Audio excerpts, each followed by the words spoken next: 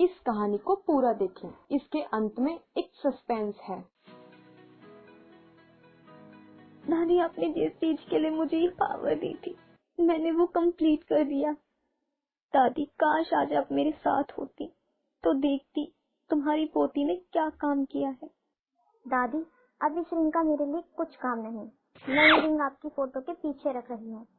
Jasmine दोस्तों के साथ खेलते हुए, अच्छा हुआ हमारे यहाँ आइसगर्ल आ गई, नहीं तो हम इस समय कभी खेल नहीं पाते। हाँ सही कह रहे हो, आइसगर्ल ने हमारी सारी प्रॉब्लम को दूर कर दिया, नहीं तो हम कभी भी ऐसे एंजॉय नहीं कर पाते। काश हम भी आइसगर्ल से मिल पाते, हमारे पास भी आइसगर्ल की तरह सुपर पावर होती जिससे हम भी दुनिया को बचा पाते। क्यों नहीं, हम सब में आइसगर्ल जैसी पावर है, बस हमें चाहिए तो अपनी पावर को पहचानना। तो क्या तुम में भी आइसगर्ल वाली पावर है? तो क्या हम भी सबको दानवों से बचा सकते हैं? हाँ क्यों नहीं। तो तुम ही बचाओ दुनिया को, हमें तो तुम खेलने दो बस। तभी जैस्मिन की माँ की आवाज आती है, बेटा जल्दी घर आ जाओ, शाम हो गई है, सभी पेड़ सो गए होंगे, उन्हें तंग मत करना।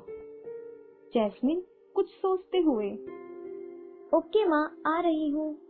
सोने से पहले, बेटा सो जाओ, कल तुम्हें जल्दी स्कूल भी जाना है। माँ, क्या आज मेरे साथ आप सो सकती हो?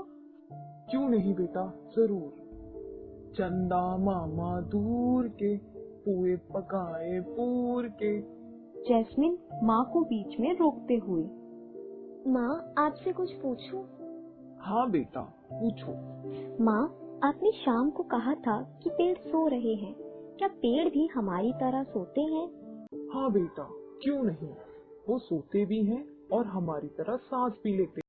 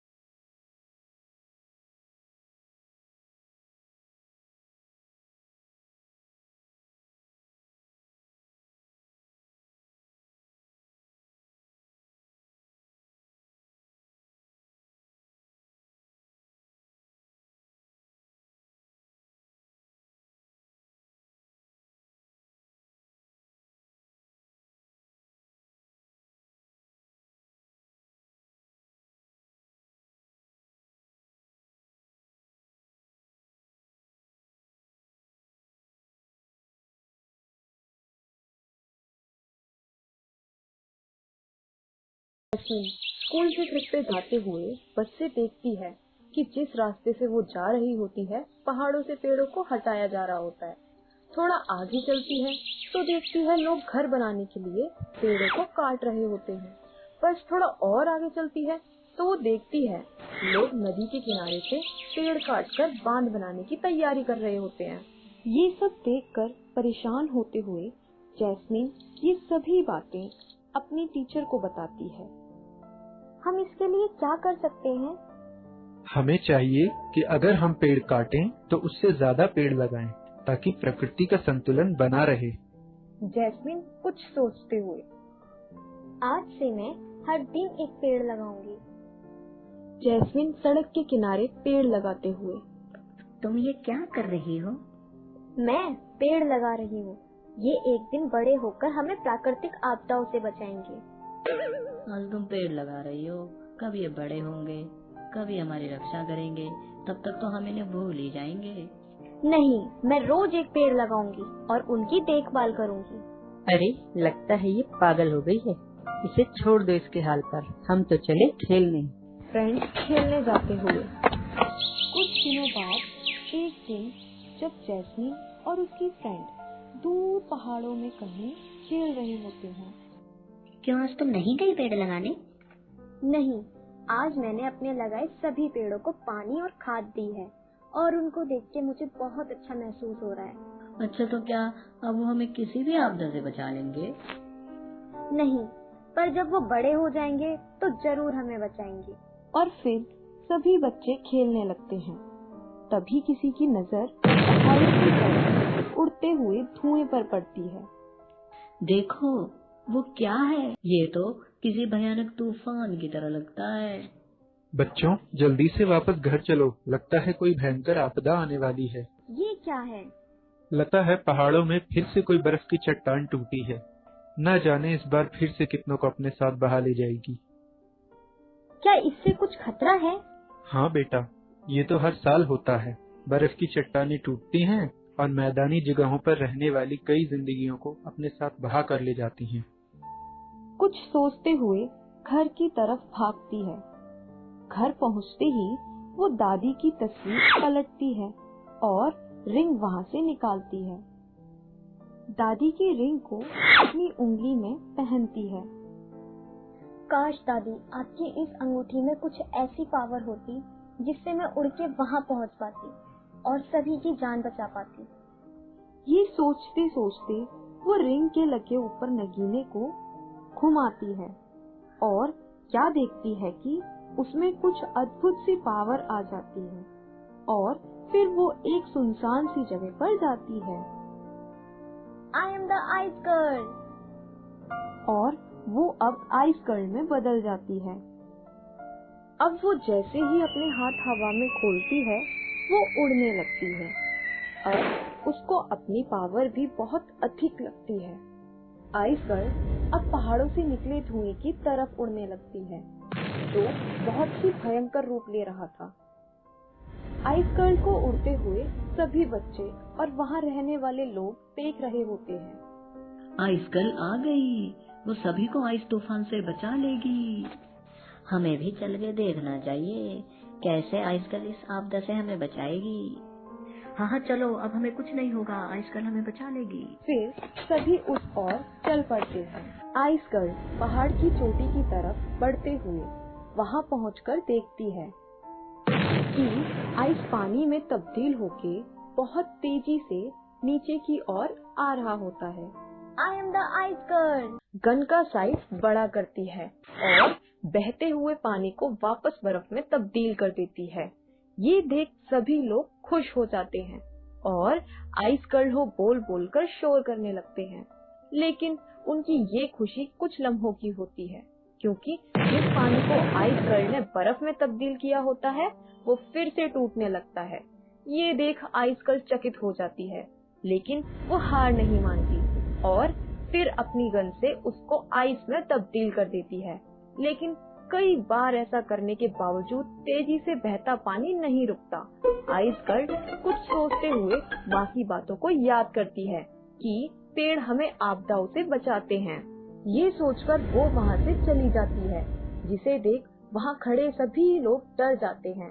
लेकिन उनका ये डर कुछ ही मिनटों में दूर हो जाता है जब आइस गर्ल कुछ बड़े बड़े पेड़ों के लेके वहाँ आती है। फिर पेड़ों को एक साइड गहराई से लगाती है, फिर कुछ और बड़े पेड़ लाती है और उसको दूसरी तरफ गहराई से लगाती है। इस तरह वो कई पेड़ों को वहाँ लगा देती है। अब सब बर्फ के पिघलने का इंतजार करने लगते हैं और जैसे ही बर्फ पिघलती है वो अपने पूरे वेग से नीचे को पानी बन के आती है और पहली लाइन में लगे सभी पेड़ों को उखाड़ देती है। इसे देख सभी लोग डर जाते हैं लेकिन जैसे जैसे पानी नीचे दूसरे पेड़ों की और लाइन से टकराता है उसकी गति धीमे होने लगती है। ये देख सभी लोग खुश हो जाते हैं। ये देख आइस गर्ल भी बहुत खुश हो जाती है और अचानक से हवा में गायब हो जाती है। सभी लोग अब अपने अपने घर को वापस आ रहे होते हैं। तभी जैस्मीन के माँ बाप, आपने हमारे लड़की को देखा भैया? आपने हमारे लड़की को कहीं देखा? वो कहीं दिखाई नहीं दे रही है। ये देख जैस्मीन के माता पिता और उसके फ्रेंड उसको ढूंढने लग जाते हैं। ढूंढते हुए वो कुछ और आगे निकल जाते हैं। तो क्या देखते हैं, जैस्मिन वहाँ पेड़ लगा रही होती है। ये देख सभी खुश हो जाते हैं और उसके माँ बाप उससे लिपट जाते हैं। तभी जैस्मिन की फ्रेंड उससे कहती है, हाँ, तुमने सही कहा था कि हमें पेड़ लगाने चाहिए। आज इन्हीं पेड़ों की वजह से हमारे यहाँ प्राकृतिक आपदा आने से बच गई। हाँ, सही कहा। आज से हम भी पेड़ लगाएंगे और अपने देश को इस तरह की आपदाओं से बचाएंगे। हाँ, पर इसके साथ ही हमें आइसकल का भी धन्यवाद करना चाहिए। अगर वो नहीं होती तो हम क्या कर पाते। नहीं, इसमें आइसकल ने कुछ नहीं किया।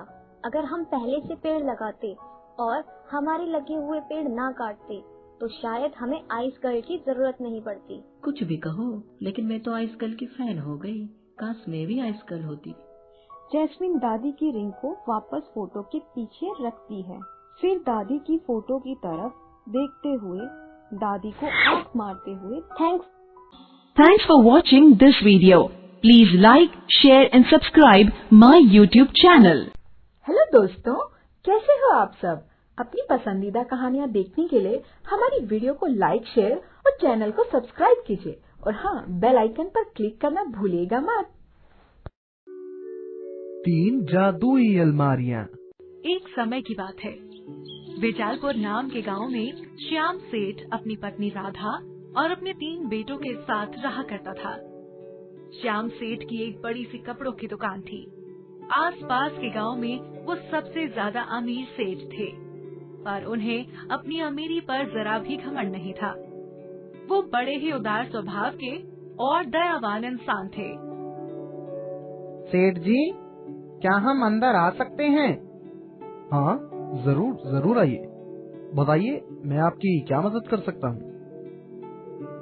सेठ जी, हम पास ही के गांव से आए हैं। हमारे गांव में बहुत ज्यादा बारिश हो जाने की वजह से हम सब बर्बाद हो गए हैं। अगर आपके पास हमारे लिए कुछ काम हो तो हम सब आपके आभारी रहेंगे। देने वाला तो ऊपर वाला है। आप सब कल से यहाँ मेरी दुकान पर आ जाइएगा, आपको काम मिल जाएगा। और ये कुछ कपड़े भी ले जाइए आपके गांव वालों के लिए। लोग सच ही कहते हैं, आप बड़े दयावान हैं। शुक्रिया सेठ जी। और गांव वाले कपड़े लेकर खुशी खुशी चले जाते हैं।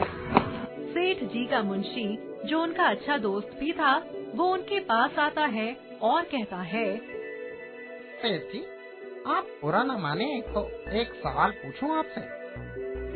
हाँ, पूछो पूछो।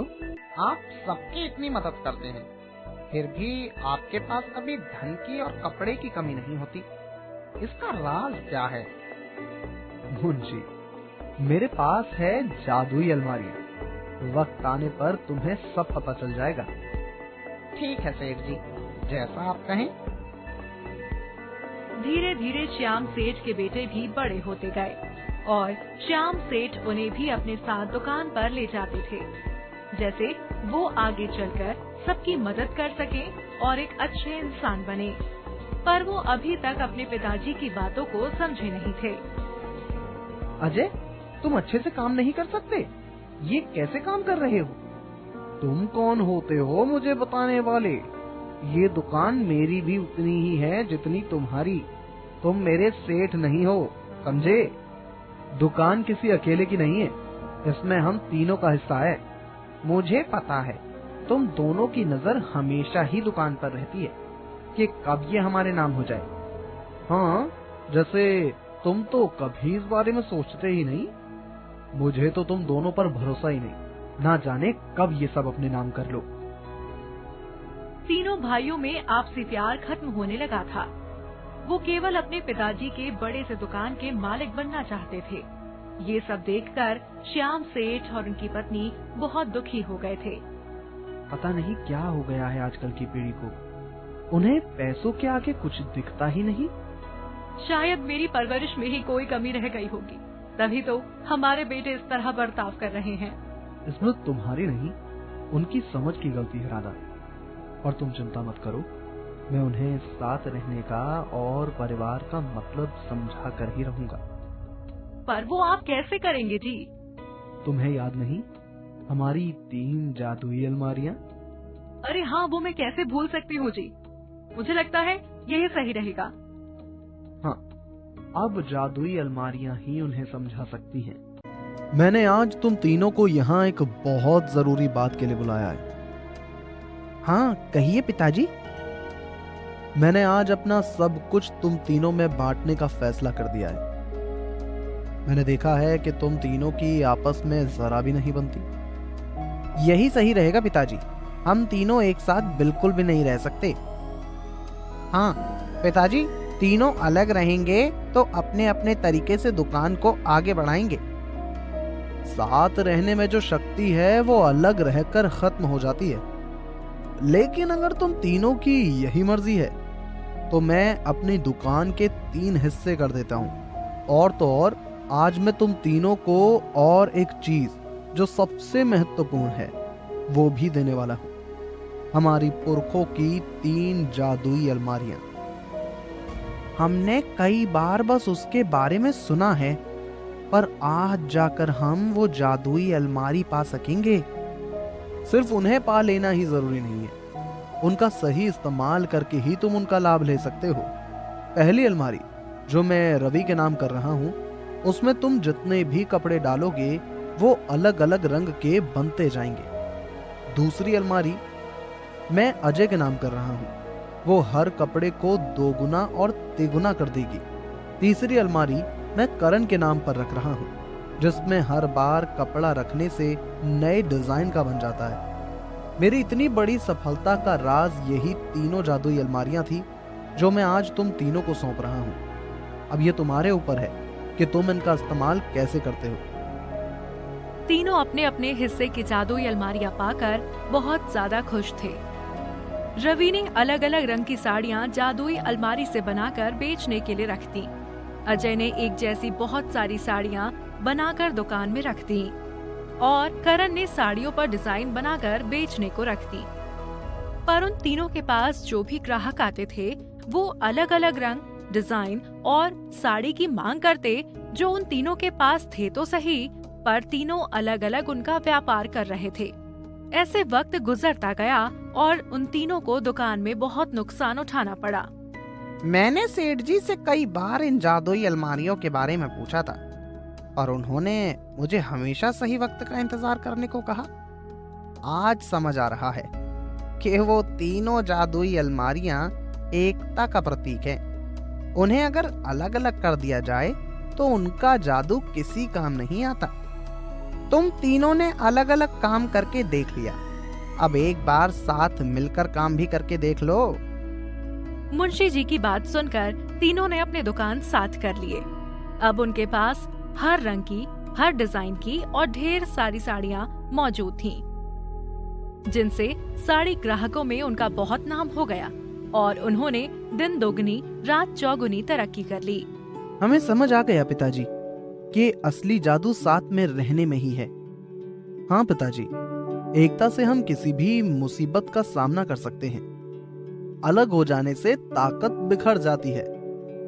मुझे खुशी है कि तुम तीनों जीवन का एक सबसे बड़ा सबक सीख गए। इसलिए हमारे पुरखों की जादुई अलमारियां पीढ़ी दर पीढ़ी चलती आ रही हैं। अगर आप सोचते हैं कि आप परिवार से अलग रहकर सुखी और आजाद हो सकते हैं, तो ये बिल्कुल भी सही नहीं।